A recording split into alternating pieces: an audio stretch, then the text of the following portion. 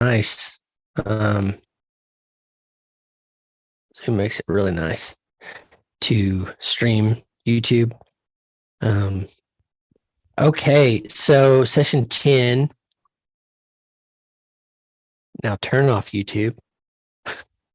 Um, so session 10, we're talking last week we said we're good on the version for crop.express, and we had saw a new direction with the project you had been working on anyway. And we spent some time just privately discussing that. And so we were just chatting in the pre-roll before this about, okay, is, building in public, but we've not paused. We put a bow on that one and said, okay, there's something else here. And now it's time to kind of explore that and figure out what could that product be. You just had a couple of really good comments about that whole process of here's that one, but we're going on to this next one. Can you share some of that you were just sharing with me? Because I think it's really good. I don't want to quote you or butcher your talk. Well, so for the sake of accountability, I do want to say that Crop Express is pending a README update that you and I worked on, I think, last time. And there are a couple of tweaks to make to the product itself, the plugin itself, to in fact put a bow on it, because I wanted it's going to be, so a little digression here. It's very easy for any product team, as we now are, to go, that was yesterday's new shiny, today's new shiny's over there. And if we are not abandoning Crop Express, which we are not, then it's important that I sit down at some point and actually put a bow on it. We don't just keep saying we're going to put a bow on it and let it ride, but let it be a whole product unto itself. I think that's important. So that's on my list. But yeah, we in the process of talking about Crop Express and where the value add is, one of the things that you talked about really well is the difference between, you had a little graphic that, solving a pain versus adding value.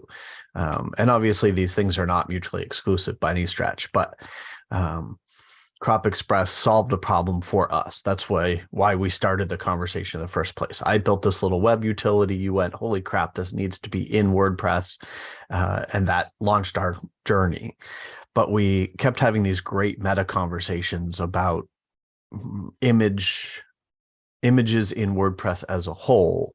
And one of the problems that I've been struggling with for a while for my own blog, and again for client sites, not only is it cropping images correctly, which solves a pain point ideally, but is you write a blog post and then what, right? You need other assets to go along with it.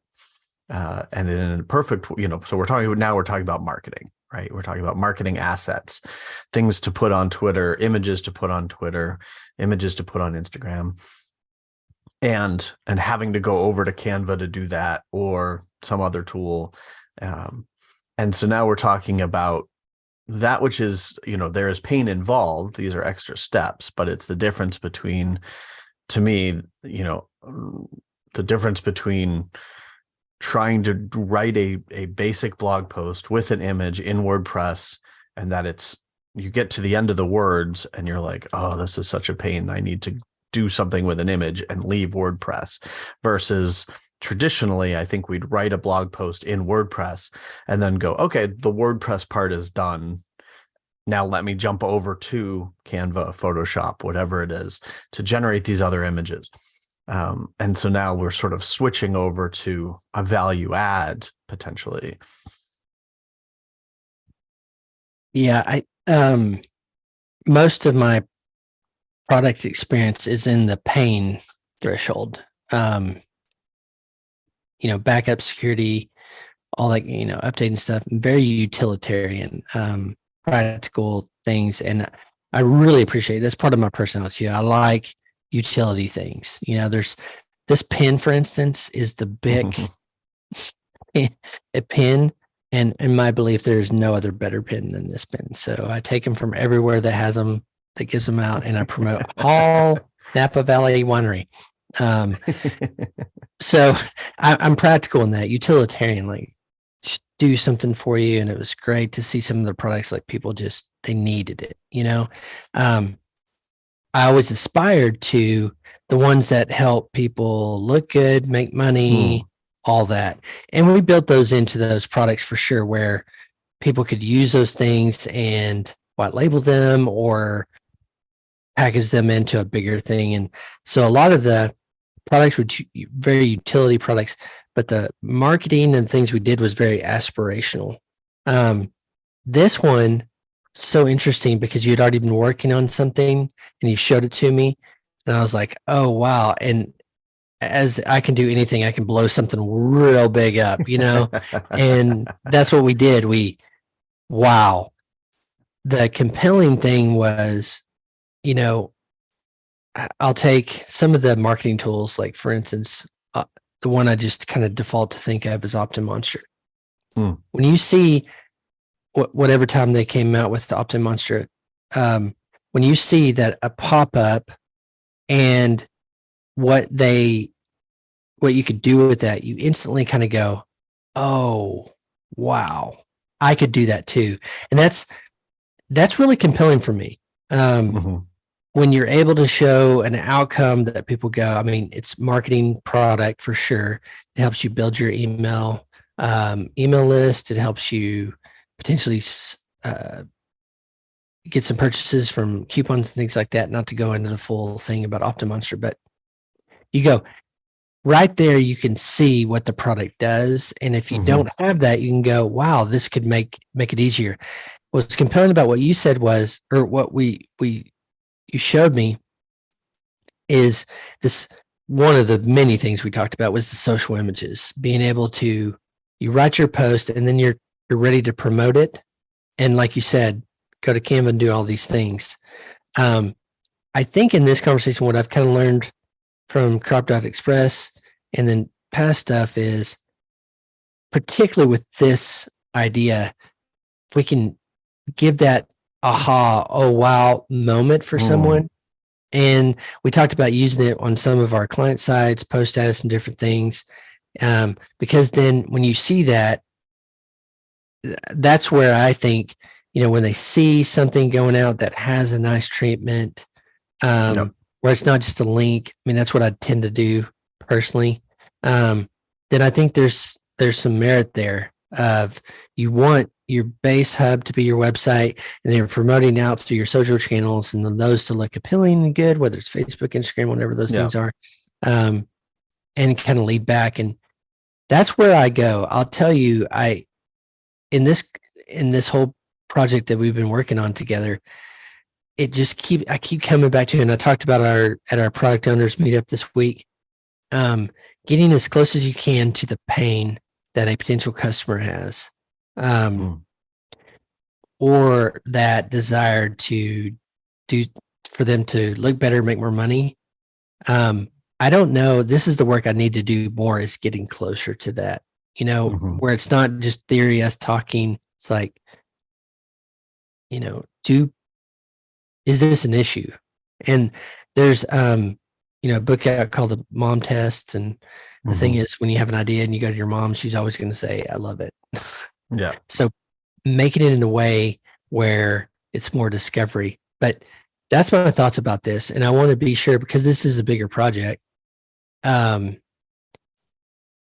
guess the word would be validating. Yep. Is there a pain point? Is there someone willing to pay for it? So we're really taking it. I know we approach this as a hobby, but going, okay, give our best effort to make this into something that actually does pay us. My thought. And that was, I think, part of why. So I don't remember the summary. We're on session 10.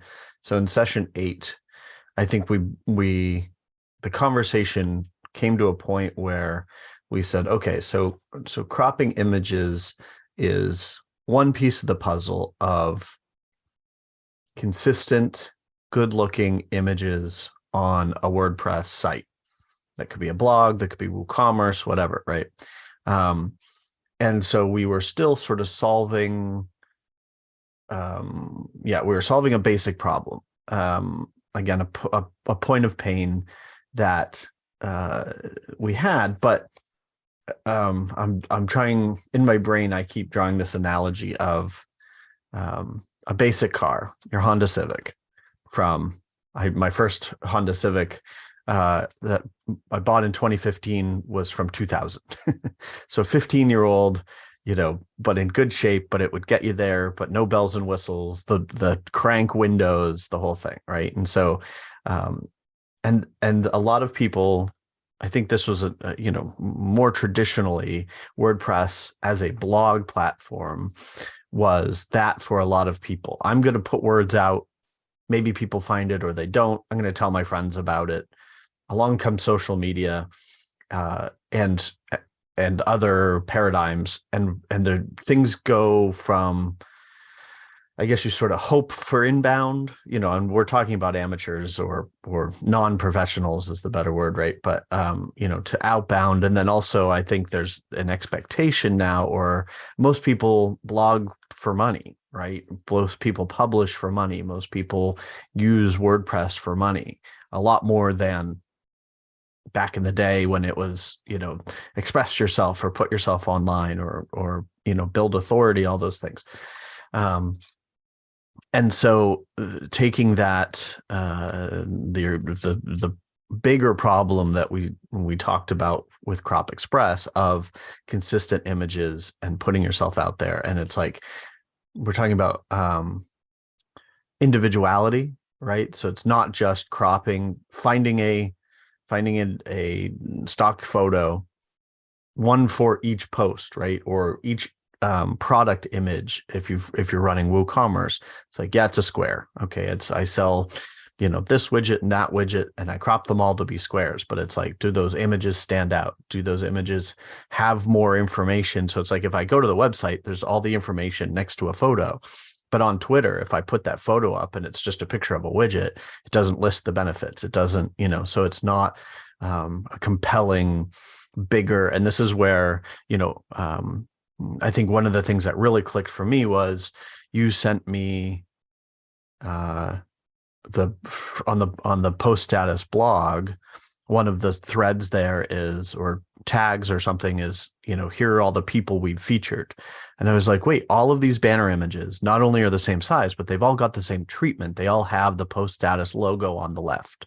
And we look at, and that solidified something for me that you touched on, but I couldn't relate to as much. Like you really liked slides, and talked about using slides again to promote things. And we sort of went, wow, what if, you have your product images, or your blog post banner image, featured image, that had bullet points on it. Or, so it's like taking these, I guess what I'm trying to do is summarize very specifically a little bit of how we got here, but also what we're now talking about, right? So we're talking about image treatment, image generation, based around one post, quote unquote post, which in WordPress can be a product, can be a blog post, can be an article, can be your course, if you're running an LMS, whatever it is. And so that's kind of the switch from solving a pain point, cropping an image, to this huge value add. And it's like, and I guess, it's coming together in my head. You brought up OptinMonster. So it's like, you could have a website, you could have great content. OptinMonster is this value add. If your end goal is promotion, money, fame and fortune, all that kind of stuff, being a reality TV star, OptinMonster is this great, the going from your Honda Civic to the sport version, and then the fins, and so suddenly you've got you've gone from a basic way to publish content to, bells and whistles, essentially, which isn't to diminish it. Like, bells and whistles are often, it's not, it's said in a condescending way or a bad way, but we're talking about, like, okay, how can you, make the basic car that gets you from A to B be a fun experience, that kind of thing. Enough with straining the metaphors. The point is, Opt-in Monster adds this extra value and whatnot. So it's like, if we have, if you write a blog post, what we're talking about doing is a product in WordPress that can generate slides, can generate images, could crop the image, but also could add potentially a graphical treatment. So it's always got a blue fade, or it's always got a logo on the left, or it's always got, and these things would be auto-generated. So you finish your post, you click a button, and you've got an image for Twitter, an image for Facebook, an image that, taking this to an extreme, no idea if we can do this, but and creating an animated GIF that has 3 slides that go by, or things you could upload to Instagram. If it's an animated GIF, we could create an MP4 out of it, and then it's a story for Instagram because it's a video, and So all these shareable assets, which again take that basic blog post and just blow it up to create all these amazing things that you could then do something with. When we were starting to talk about that as a product in our previous call or previous call, that was when I said, okay, let's have a conversation offline, because I think maybe I've got a solution for this. So in parallel, for a few months now, I built a little SaaS app, basically web service, called screenshot.express, and haven't launched it. That was, if you follow me on Twitter, or I think I might have mentioned here too, like, this is a product that I built, and the API works. It works as a little screenshotting platform. But what I really wanted it for was, yes, it's great for taking a screenshot of a website, but if it can take a picture of a website, but that website could be the size and shape of a Twitter banner, or could be a slide, then we're now talking about using HTML to define a layout, whatever we want that to look like, and then taking pictures of it, and then there you've got your image. And so and generating different types of HTML pages, and also taking advantage of the responsiveness of layout. So it's like, if you have a header and some text next to each other, but on mobile, the header goes above the text, with one HTML output, you take 2 pictures, one wide and one narrow, you've now got a Twitter banner and a mobile screenshot or whatever. So it's like, I realized that in parallel, I've already got this little service that will potentially solve the technical aspect of this. And so that was where sort of all this came together, and we went, wow, that to me is a much bigger thing. And so, as you said at the beginning of my ramble, like, we see this as a much bigger product.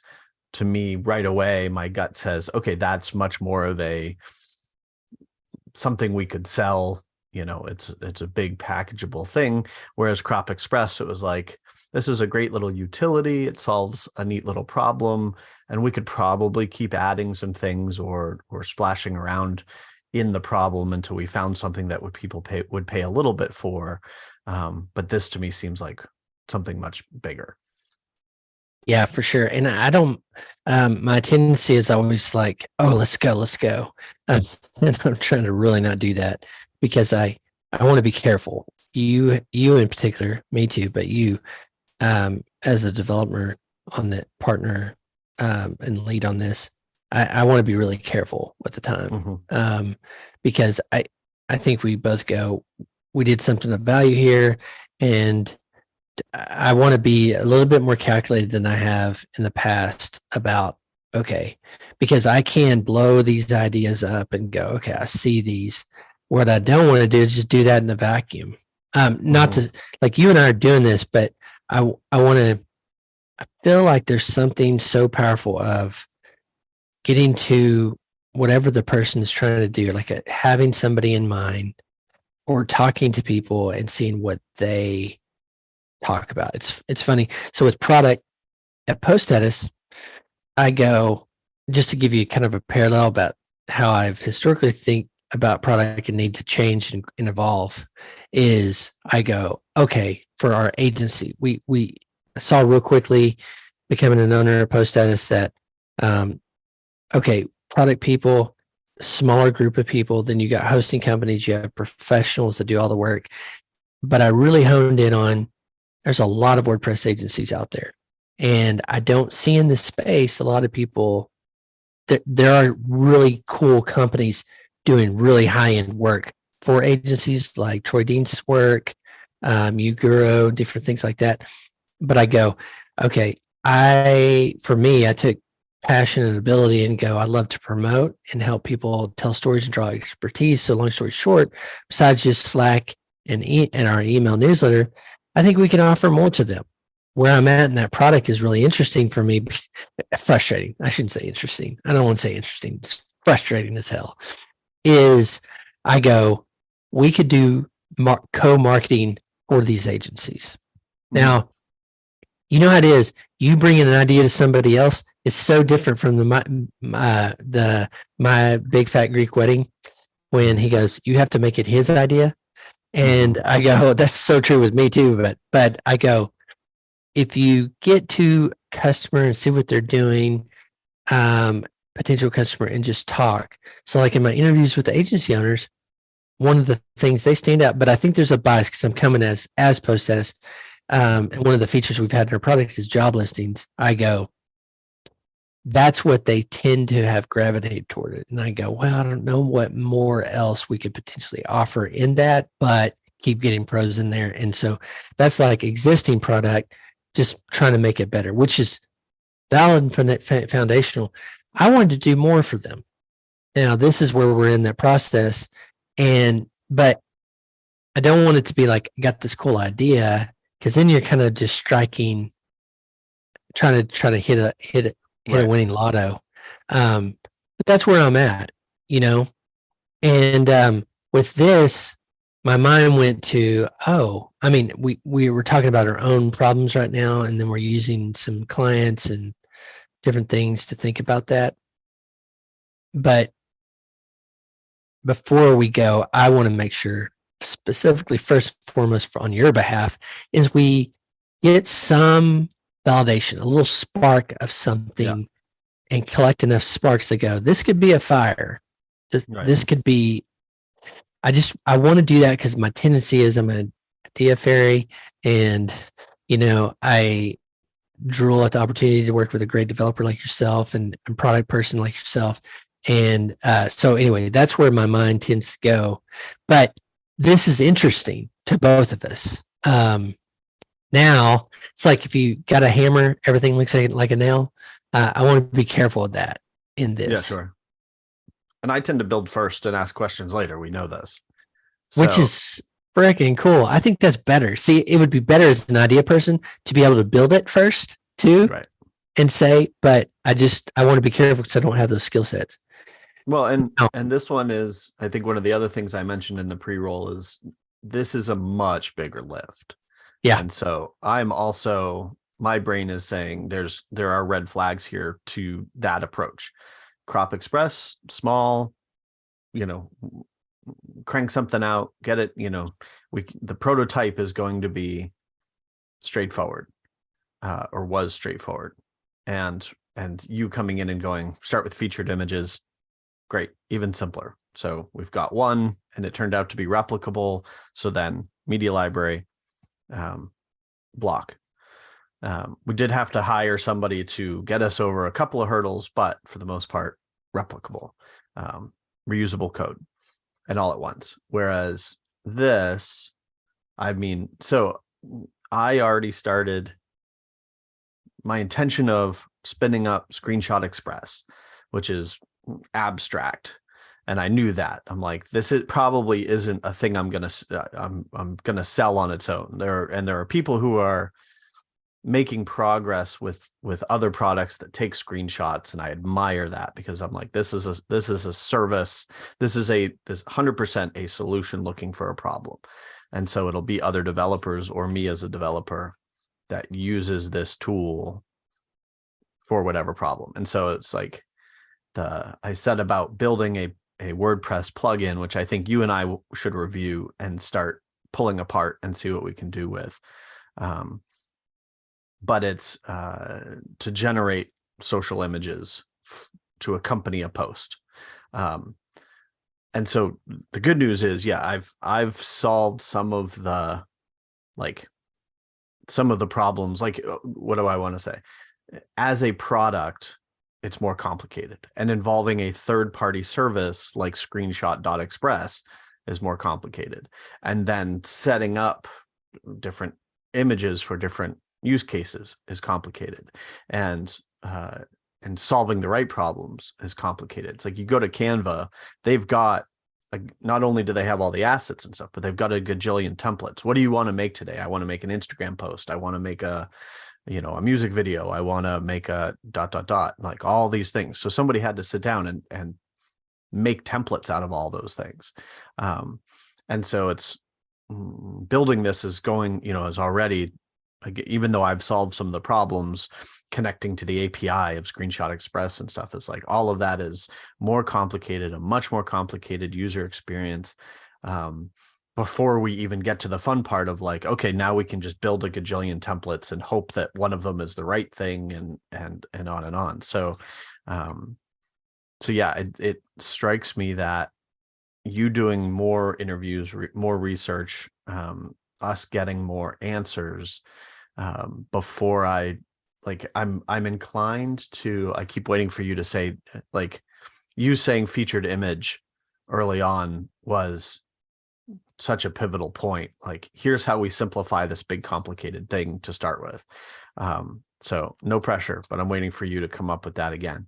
But I do think that since I'm close to having an initial social image generator plugin for WordPress using Screenshot Express, that maybe we start there, because it does solve the problem enough for us to, for you to get eyes on it as far as user experience and go, yeah, no, this is, you've made it as, you, Cory, have made it as simple as possible. It's good enough. We can tolerate, people will tolerate stepping through this process, even though it's a handful of steps, to get the value that we are creating at the end.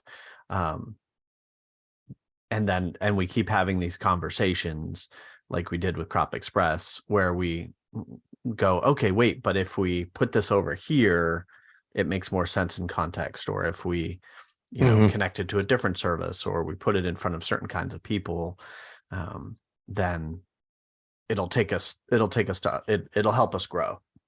Yeah. I just asked ChatGPT, what are the most popular features of Canva?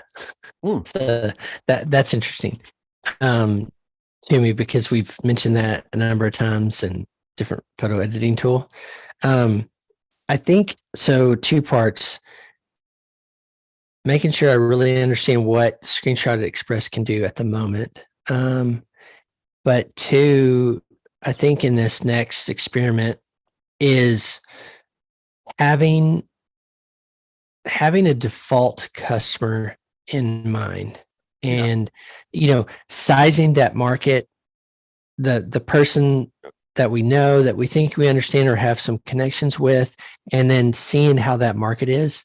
Because it occurs to me, like I told you with Backup Buddy, I go, well, that's 100% theoretically. Theoretically, everyone should want a backup for their WordPress site. Right. That was easy, right? Because we're going to go into this field and we're going to hit something. But I think, to your point, like your average non-nerd or non-professional doesn't think about that. There's a reason why they are automatically that most hosting companies offer automatic backups. And even if they don't, I almost can guarantee that they're doing at least some periodic, because the majority of their support tickets are, I broke my site or somebody hacked my site. And support technician comes back and says, great, what do you have for backups? And the person goes, what's a backup?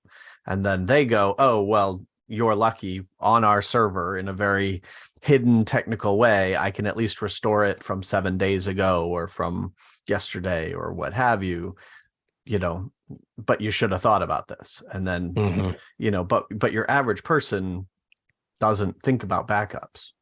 Right. So you were solving a problem that everybody has, but most people don't know they have.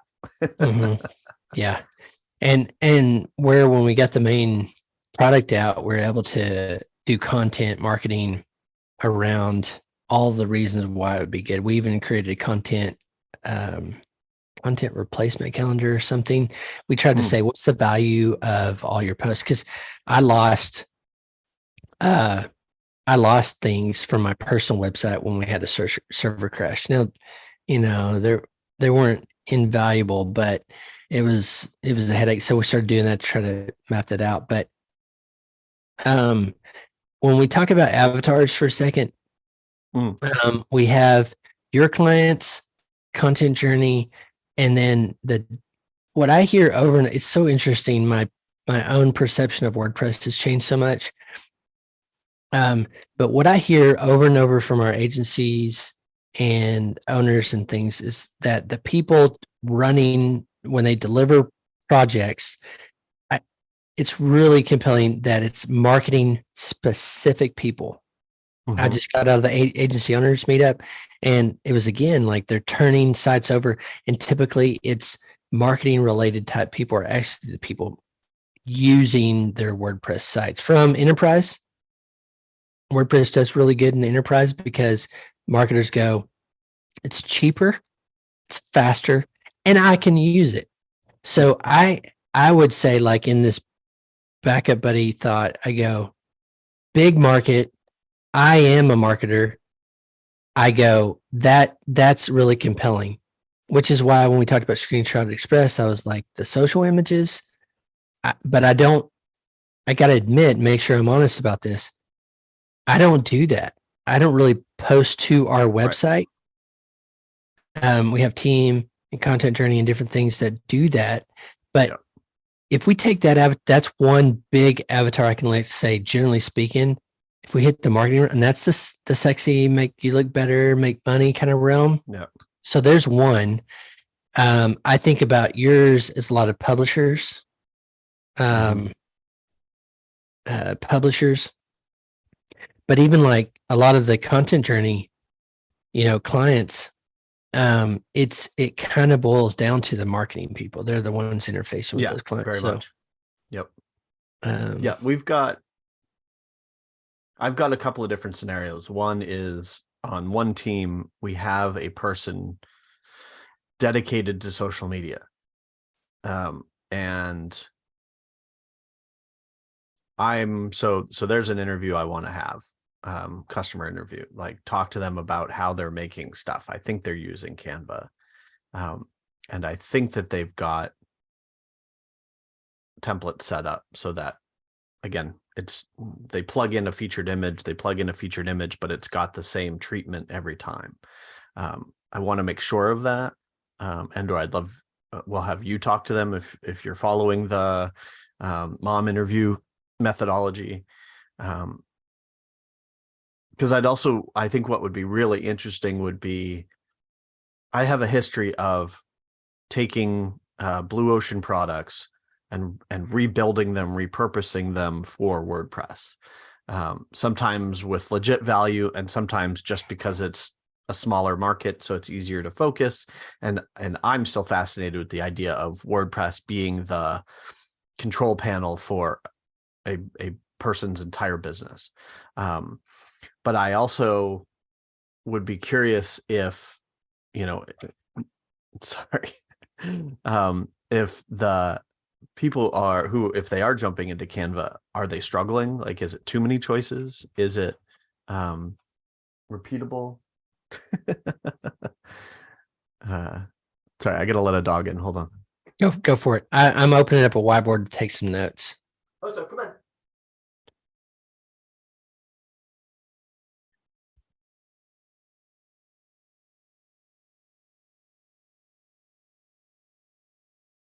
And thankfully my spouse stepped in and cornered him.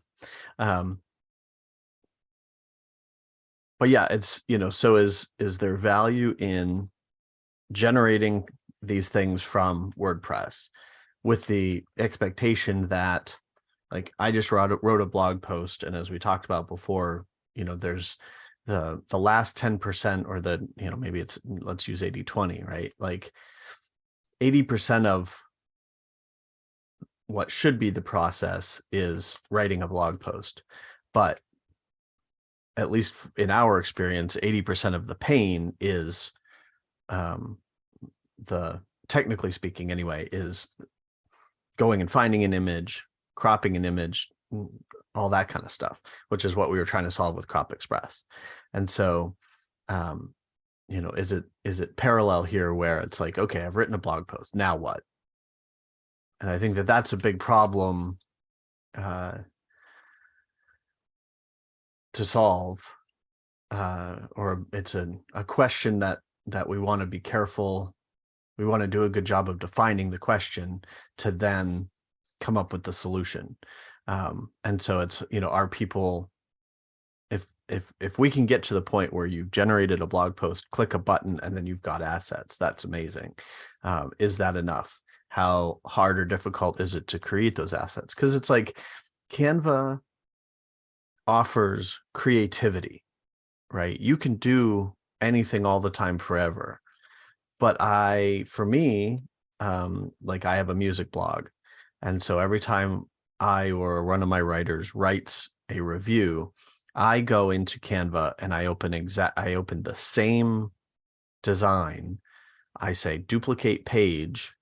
I change the title. I change so that it has the same treatment, right? Like, I'm not doing what Canva kind of seems to want you to do, which is starting from scratch every single time, because I'm not doing that. I'm not trying to be that creative. And in fact, that takes way more time rather than just, a quick, simple 30-second copy, paste, change title, publish.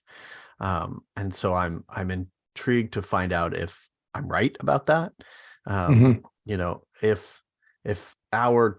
my teammate, somebody writes a story, publishes a story, like, we have professional writers who are writing, long form content.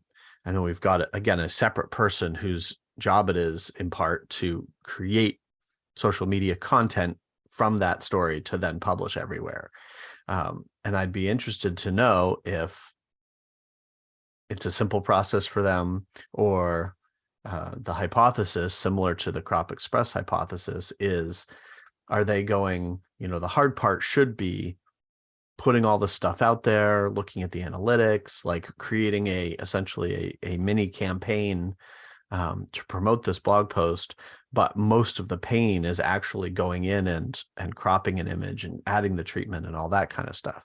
And if there's value in having that sit in WordPress alongside the blog post, whether it's under media or whether it's going into the post and then seeing a little icon that opens up an app, or, whatever approach it is, to make sure that there's as much benefit there as we're hoping.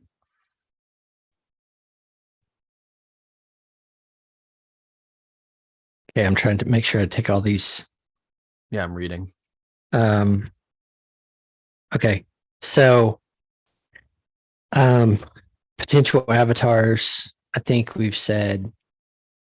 Marketing, I try to put a little bit of thing here. We got publishers.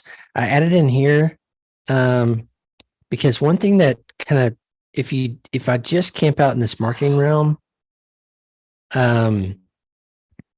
I thought about Screenshot Express and I go ebook creation or lead magnet creation, like the covers. Mm-hmm.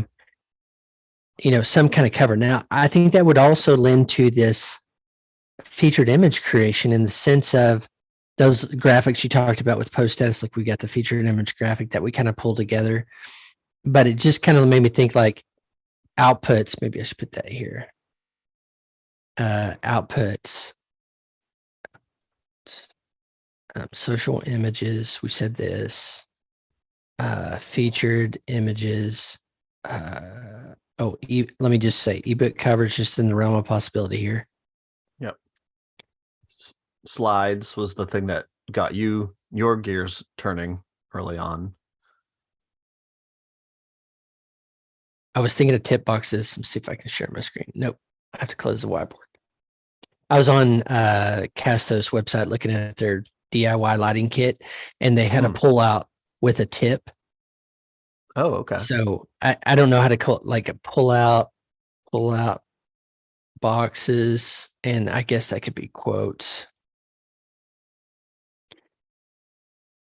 The call to action,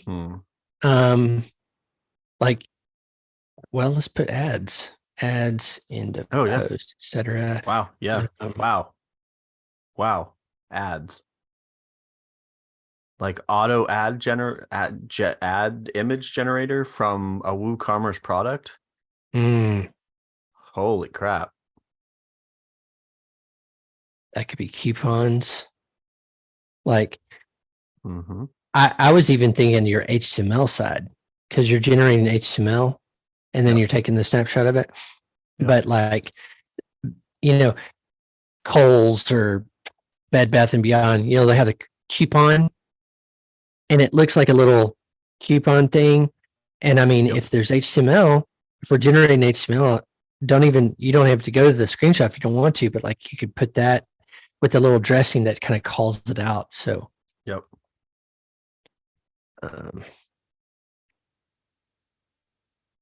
okay, let's do this for a second. Let's take this marketing, because I think there's the bigger market there. It's a lot of the users. When I think about creating a blog post, I'm thinking about organic search traffic primarily. But so that it gets placed in the search engine, it gets ranked, and then traffic comes to that page. When they get on page, then I want them to do something. This is where opt-in monster or pop-up thing is like compelling, because you get attention, like free offer inside, right, kind of thing. Yeah, it turns passive into there's something's actionable. Yeah. So it's not, don't just consume, like, and so this is where you've got share these, bookmark these, it's like, so I'm reading somebody's article and I get a pop-up that says, want more great content like this, sign up. Want an ebook of related content, sign up. Here are share buttons. Please share this on, if you got value out of this, share this on Twitter. Email it to a friend. But thinking in terms of, images. So, if we're just talking content, written words, then the featured image that you'd see ideally would be stylized, something that fits in with your site. But if you ask a guest to share this story on Twitter, big, pretty image is obviously more compelling than just a headline.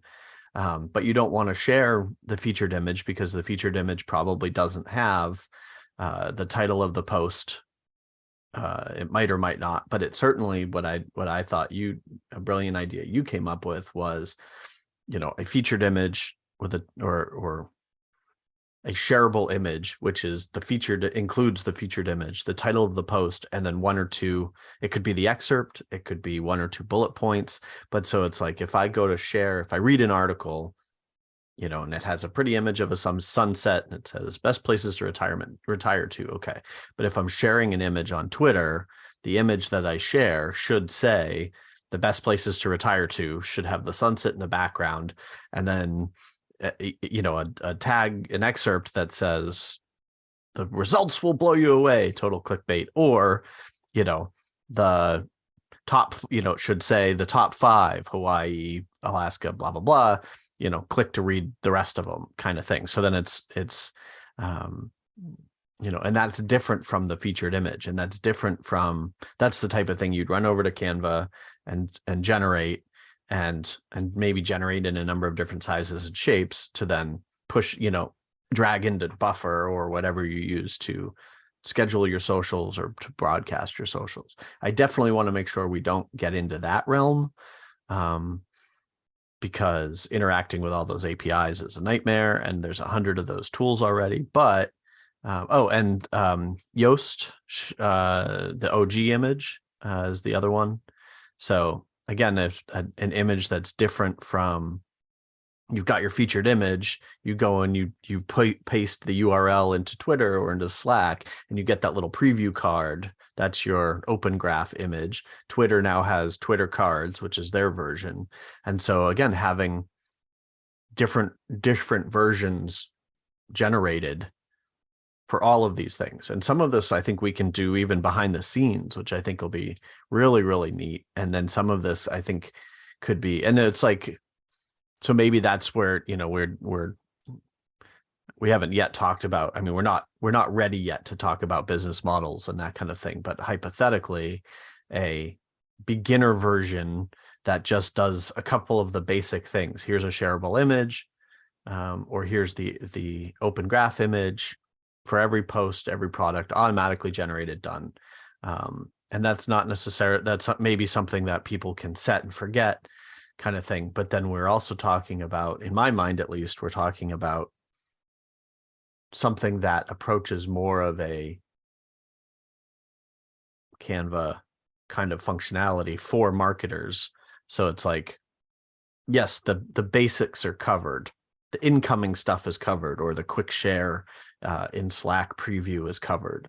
But then talking about, saying, okay, now I need the list of assets that I've predefined. I want a slide for, for social media, because it's like, and if you're doing it right, air quotes, right, you are not posting about a blog post once. You are not putting an image or putting a product into WooCommerce, tweeting about it once, and then hoping that it sells a gajillion. You are, again, creating a campaign that says, okay, over the next 6 months, tweet about this every couple of days, every few days, and every once a week. And you might peter off, but there's this arc, and you want those images to be potentially to be different every time. And so it's like, could you generate a bunch of images that then get queued, on all different platforms? And so it's like, potentially you're talking about, I think the other neat thing that you mentioned in a previous conversation was like, answer a few questions, right? So it's like, WordPress is already going to ask you for an excerpt, fine, but it's like, what are 3 bullet points? What are 2 or 3 quotes? And then if it auto-generated a whole bunch of images that had the quotes, that had the, what's analogous? Like there's, what's it called? I have it bookmarked. Avatar, image, photo. Oh yeah, avatars. So there's avatars. And so basically kind of creating little avatar images for profile cards, right. So yeah. So pfpmaker.com, pfpmaker, profile pic maker is what it's short for, right? But you upload a photo of yourself, it strips the background out, and then it just delivers you a page full of avatars. So it's your photo over and over again, but all these different funky backgrounds. And so you scroll through them and you're like, oh, I like that one. I like that one. I like that one. I think, go to my Twitter account and you'll see one. And I use this to I upload this to, we've looked at the sticker mule background remover kind of thing. And I think there's remove.bg was one that I just found recently. That's a great URL. But so it's like, you create an image, you take an image of yourself, you use a tool to strip the background, and then you upload it here, and now you've got, a dozen or 2 or 3 dozen different backgrounds. They've got ones with palm trees and the Eiffel Tower, which is fun, right? But so picturing like, you write a blog post, you create a new WooCommerce product, you go, you hit publish, and then, our plugin essentially says, okay, you're ready to create marketing assets. What do you want to create today? Twitter, Instagram, and then great. What's the headline, which we can auto pull. What's the excerpt? We can auto pull. Featured image to start with, right? But maybe you want to upload other ones. What are 3 bullet points? What are some pull quotes? What are some benefit? We can sort of customize a questionnaire that says, fill these in, generate. And then now you've got essentially a matrix that's like, an image for Twitter, an image for Facebook, an image for ... And going across, you've got quote, quote, quote, bullet point, bullet point, bullet point, style, style, style, light mode, dark mode, play with fonts kind of thing. And so suddenly you've got a catalog of generated relevant images designed to go on a bunch of different platforms, and you go, okay, yep, this one works, this one works, this one's silly, ignore it, whatever. But so in this, I went to the ChatGPT, my researcher. Yep. And image SEO came out, and I was like, okay, if I'm embodying, I'm trying to do this, I'm publishing site content in order to get ranked in Google, and you get on here. If you've done all the work to do an SEO keyword blog post, you're using WordPress, great platform to do that. You go, what would be one extra while you're already there to get a little bit extra stuff? And this image SEO thing popped up in the list that I asked. And it's kind of compelling. And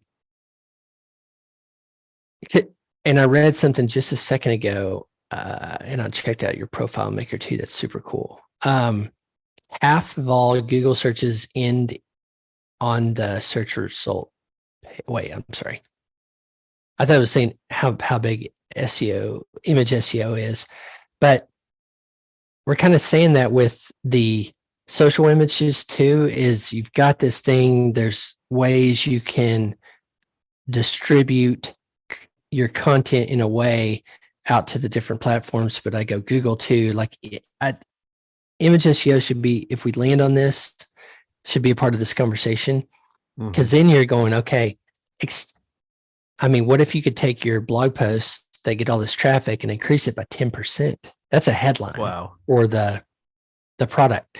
So, well, like what you talked about WooCommerce, what if there's a way to generate easily an image that could be feature post, featured image post, or something in the thing, but it also gets some SEO ranking when they're going, I don't do this myself, but I don't look for images in Google necessarily, but it's just compelling to kind of explore that.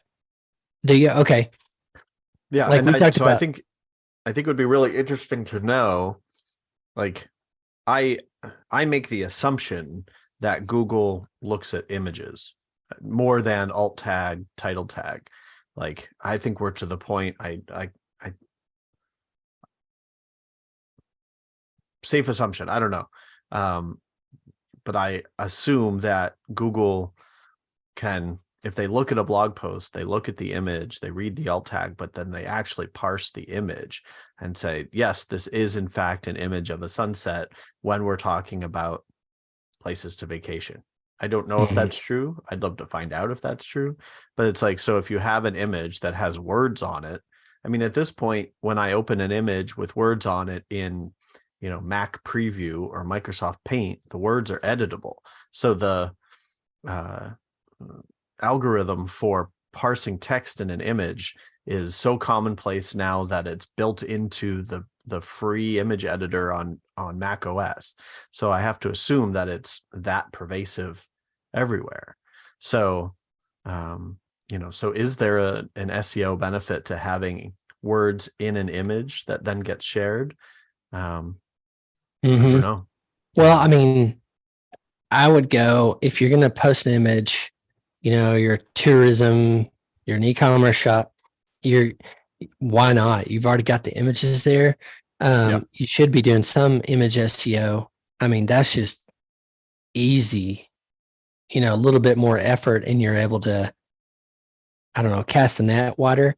But I go, if you're going to post, I don't know, air compressors and somebody's trying to find, whatever the reason they might be looking for that, but you post a picture of the image compressor, that's one thing. But I've seen more images too come up where it's like put a little bit of text on there or branded, or I don't know. I like that mindset of going, how do we help them get a little bit more reach from something they're probably already doing?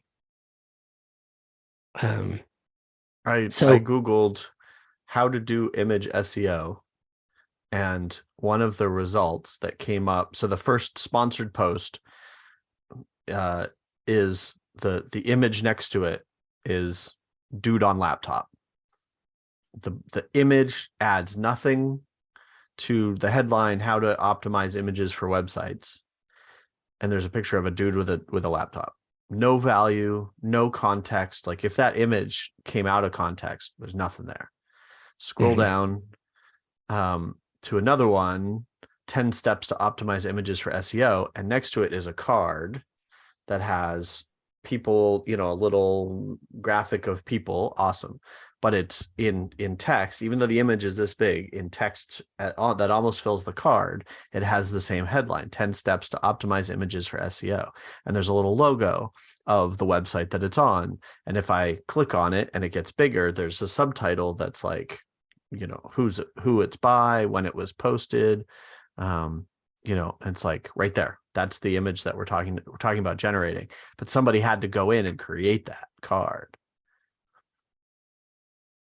Well, so and figure if the if the third result for searching for Google for image SEO is an article about optimizing images for SEO, and they include an image that has words on it, and like, I mean, we're talking about Google, the automation, the bots, the algorithms, the AI, whatever. But I mean, the obvious benefit is of just human stuff is obvious, like putting something on Twitter, an image that has words rather than an image of just a dude on a laptop. Yeah, obvious value. But we do then want to make about sure Pinterest. That. Yep. I forget about it all the time, but I mean, there's so many that go like it's a pin and you're looking for stuff, and it's a way to get traffic back to your post about it. Well, put enough detail that entices them to come over. Okay, I want to get back to this. Okay, I'm doing a post, and maybe there's others, but I think about I spent my career with the organic SEO content. And I get somebody to the site, and that's the first part of the whole process, just getting someone to the site.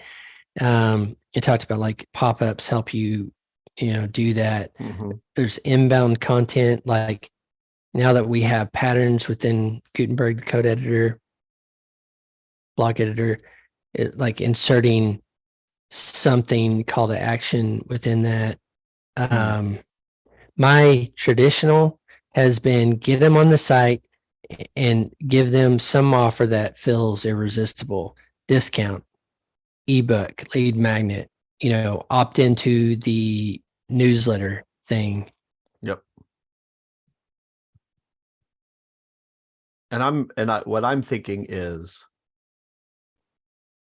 similar to our previous conversations. It's going to take a handful of conversations to continue to unearth all of these possibilities, right? This list, which already is 10 points long, is going to be a lot longer. And so I want some confirmation. Like there's an obvious benefit of like what I just described. I'm seeing a card with text on it that somebody had to generate. Can we confirm that your average team of one, a person who's blogging, recipe cards, do they want more of these images generated, and or are they already trying to generate these images? Are they, is the average person, a team of one or two, who's got a YouTube vlog or a recipe blog or whatever, are they posting their article with the recipe? And then what are the next steps they take? Like, that's the broad question. Do they then go generate images to then put on socials? And how do they schedule, all that stuff? What are the images that they actually care about? To me, the gut assumption is there are enough people doing something as a next step. And so I'm inclined to, again, get to a point where I've essentially solved the problem for generating something. And to me, I have no problem solving this for me and you to start with, where I'm generating my images for my music blog. I'm generating a couple of basic templates for Instagram, whatever, me as a musician to promote. Again, I'm looking at my clients, like, what do they need? So a basic Twitter image with a headline that has a logo on it. And then for you, the post status banners, how do we make them all look the same? So again, a logo, and if these are all, I think what we looked at, right, were profiles of people. So it's upload a picture of the person, post status logo on the left, maybe their name and and something from the and then it's to me it's up to, again, we're looking for feedback and or you doing some interviews to find out, like, yes, everybody wants Twitter, Instagram, Facebook, LinkedIn, like the obvious socials. Or yes, people desperately wish that there were slides. Like, I love your interest in slides, but you're the only person I've ever heard of that says that, which doesn't dismiss it. It just means, like, that's not the circle I'm in, right? So that's, to me, that's not something we want to generate first, but go find me 10 people that are going to find that interesting. Or if I get you to a point where you can sit down and generate templates yourself, you'll be like, cool, let me go build a slide one because that's what I want. And then, because it's like, once it's kind of like Canva, like, that they have somebody on staff whose job it is to just crank out templates to solve all these little problems. Oh, whoops, we don't have one for podcasts. Great, 3,000 by 3,000. Go generate that. Oh, there you go, podcast. Add that to your list. Or we don't, people are posting their new album on Bandcamp. How do an image generator for Bandcamp? And then I'm talking about back to Canva. It's like because they're going inch deep, mile wide. So they want one of everything, but there's, and for them, there's SEO value. Like, there's a landing page for every single template they have, because that way, anybody who's Googling for anything, album cover template, they're hoping to pop up. We'll get there once we have the delivery system for templates, essentially.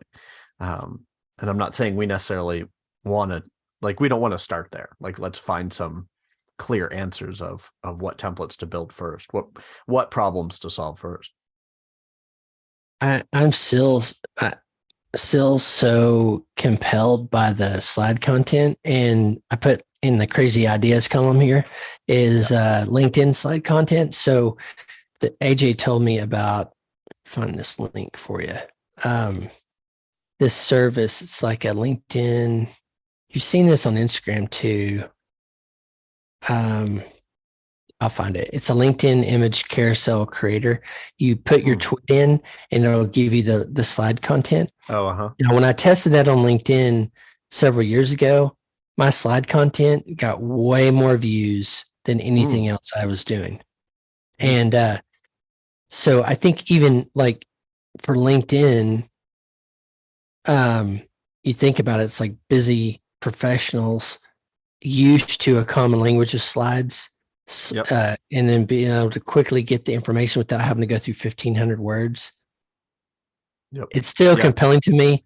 Well, and a neat coincidence, right? I was like everybody else. I'm looking at Twitter threads about Chat GPT prompts, or what are 10 neat things that have happened in the 48 hours since they released Chat GPT 4.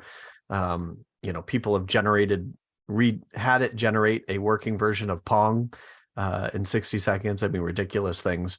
But one of the things that I saw was that I was like, oh, this is actually relevant to the world, other than recreating Pong, is somebody dumped in an article and said, make 10 slides, and it did. And they're not styled or anything, but it's just, here are the bullet points that you'd want to put on each. So it's like, have this talk to AI that then write a blog post, click a button, Chat GPT or some other AI generates the slide content.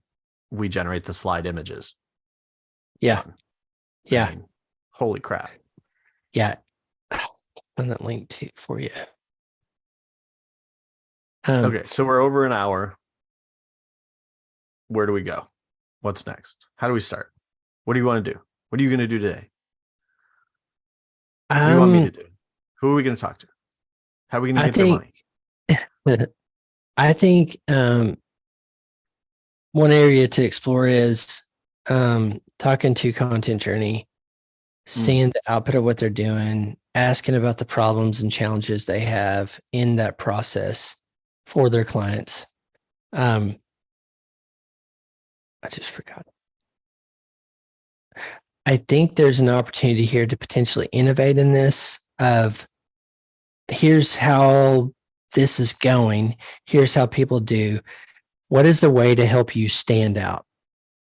So the stand out, and that's why I say innovate, not just helping cure the workflow issue, but I think one thing I want to really explore this time is, can we innovate with something? That's where I think the slide content, whether it's a valid thing or not, is in that realm of, they're doing something. What's one way that could help that content stand out even more? It includes social images. It includes SEO, image SEO, and stuff like that. It's like Lindsay has a mental health treatment center client, and that's probably one of their best case studies, because they took a site from barely getting any content to 10. I mean, considerable, and it drove a lot of business for them. And you think about it, like I remember talking to him because I did some consulting with him with the client, and they're trying to find images. That's another issue we've talked about, but that's out there. It's for somebody else to solve potentially. But you go, if they're doing the image, what's something that could help that stand out? And it's maybe a pull quote, from it, or something like that. That's where I want to dig in is, I'll talk to Emily over there, and ask some of that. They've got another service called My Marketing Assistant too, and I'll ask what are some of the anonymized client requests they get. Yeah, sure. They do have a podcaster in their beta program, prolific podcaster who uses a lot of the distributed media. Like, I think he probably uses his website as the base, but a lot of the requests he's getting is, create the thumbnails for those things, that they do use those tools that we talked about. But I think one thing that might give us an edge on this is just like creating a new standard where everybody's going like, whoa, how'd they do that? I want that too. Like I was telling you about the Castos little tip box and stuff. So that's what I would like to explore in this, and then just understand their process a little bit better, and what would be something that doesn't take a lot of time, but then enhances the content and makes it stand out a little bit more. And I mean, it could be that whole call to action thing, like being able to stylize some, for the treatment center, it's call us. Because if someone calls the treatment center, they can really help them and understand what the right fit is and all that kind of stuff. So their call to action is, I think it still is the case, but if they get a phone call, that's great. That's where they want to be. And then that turns over their sales operation. I'm trying to think of another client. There's a lot of B2B. So B2B there too. That seems like another area where maybe big companies have innovated with the B2B space. Let me put that in here because I don't want to drop this. Like I have a friend that has a manufacturing company. He does the cooling compressor stuff. He remanufactures them. And I mean, there's a space with people with money. And it's business money. They go, oh, if it helps increase whatever their KPI is, I mean, that's pretty big.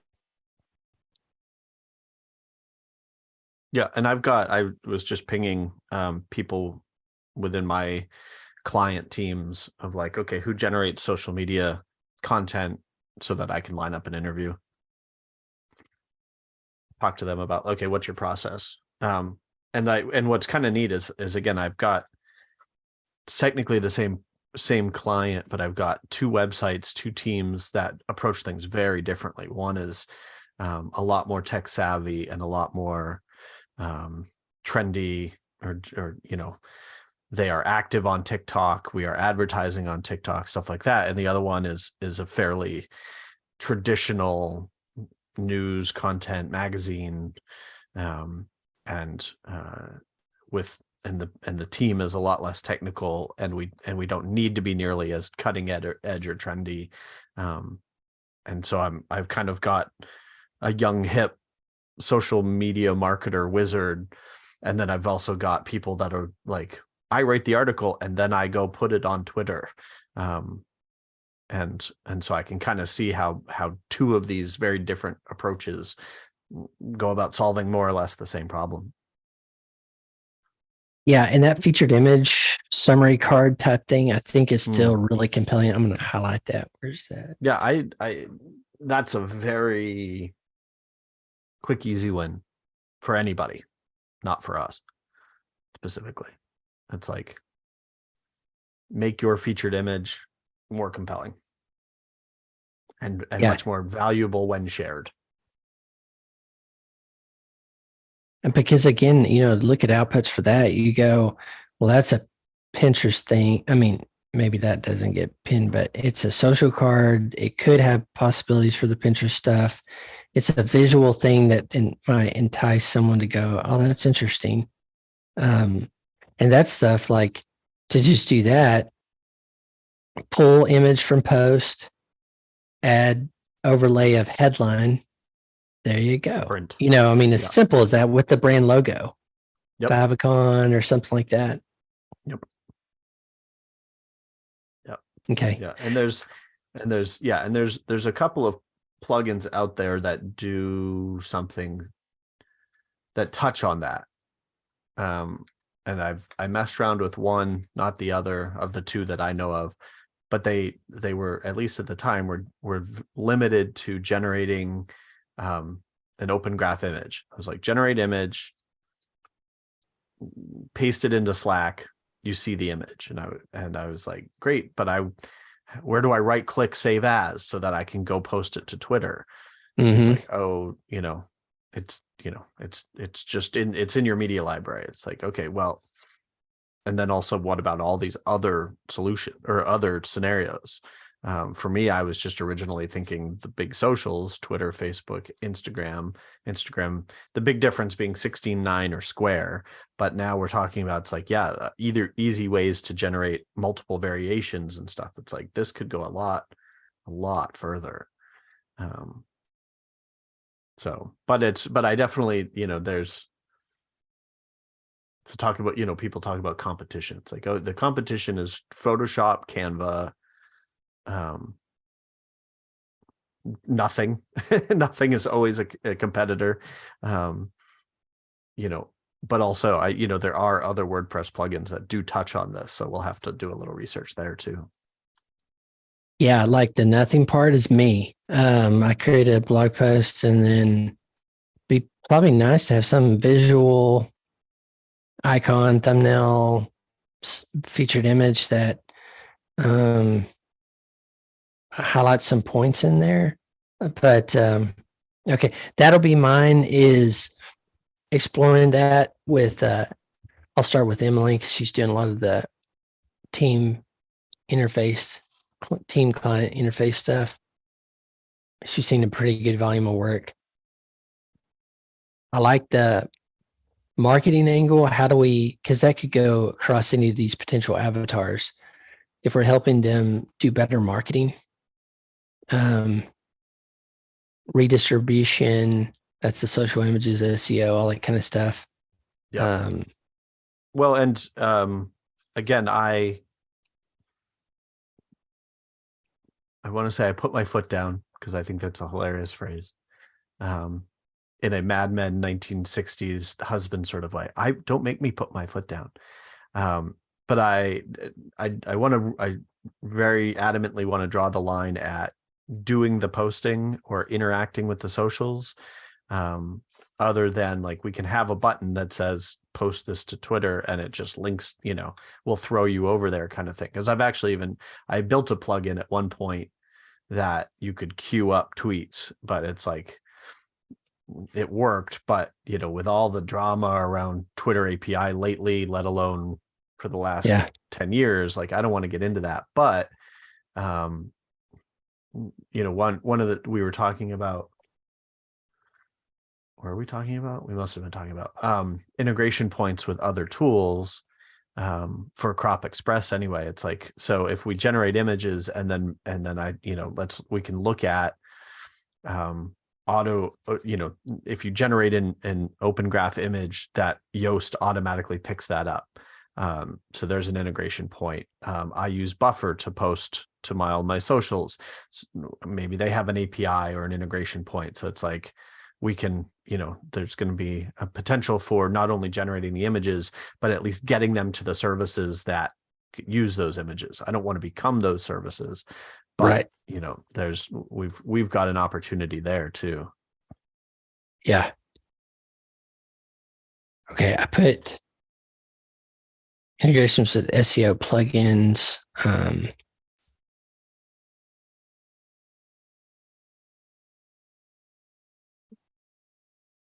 That question. When I talk to Emily, I'll ask, what are the common goals that are they trying to push to a phone number? Are they trying to push to an email list? It's probably one of those two, I would guess, is building up less social. Start higher up.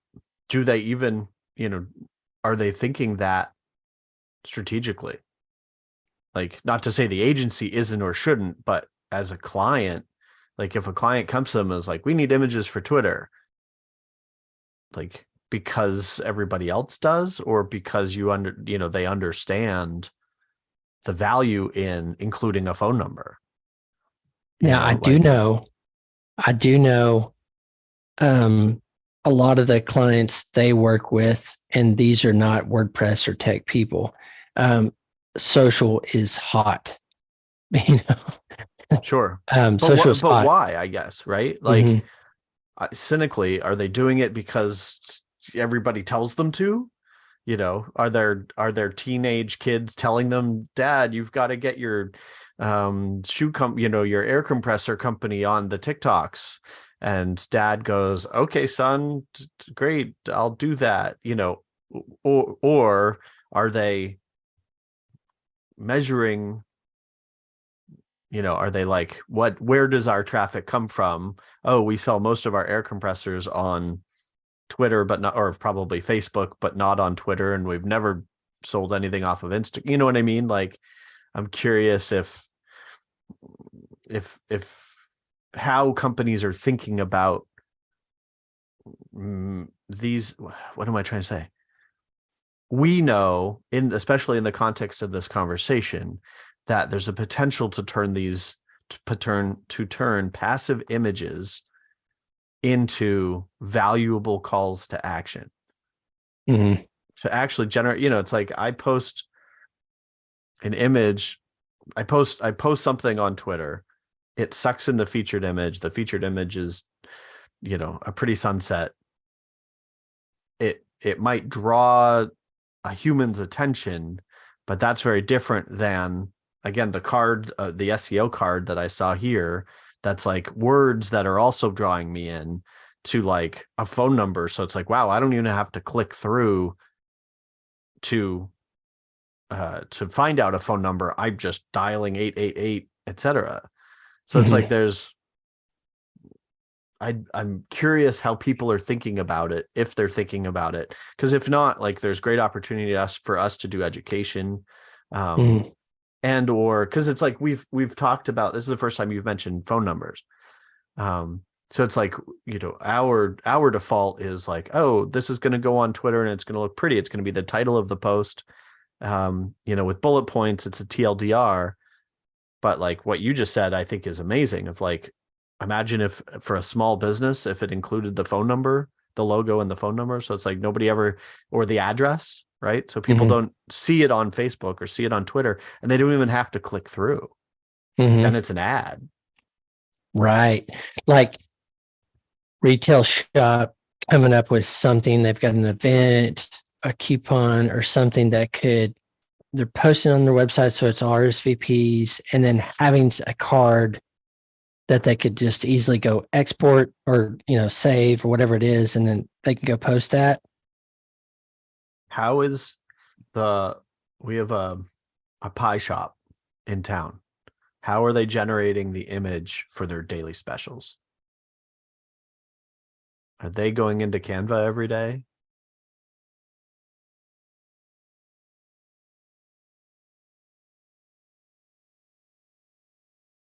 Yep. The sandwich shop, all the food trucks that are posting their location.